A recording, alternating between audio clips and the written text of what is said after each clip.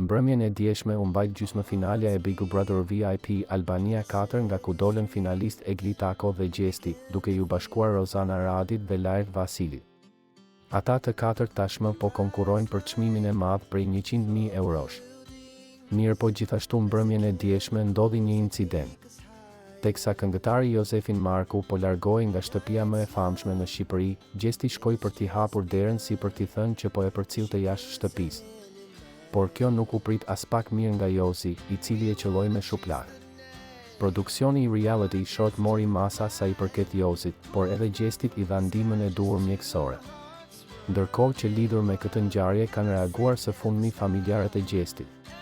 Ende jemi të tronditur dhe me një dhimbje shumë të madhe në zemër nga ajo që ndodhi mbrëmë në shtëpinë e Big Brother VIP. Pamjet e dhunës fizike ndaj Gjestit ishin të vështira për t'u parë dhe akoma më të vështira për t'u përjetuar si njerëz që e njohim, e duam dhe që e dim sa zemërmirë dhe i pastër është.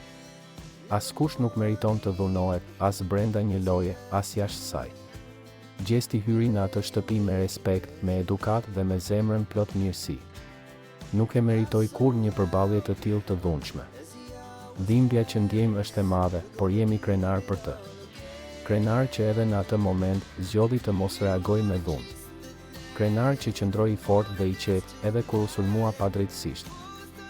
Ky postim nuk është vetëm një reagim. Është një thirrje për drejtësi, për reflektim, për njerëzi. Sepse dhuna nuk mund dhe nuk duhet të jetë kur pjesë e asnjë formati, asnjë loje, asnjë shoqërie që pretendon të jetë e shëndetshme. Faleminderit nga zemra të gjithëve ju që jeni në krah të Gjestit. Dashuria juaj jep force, shkruhet në postimin në Instagram.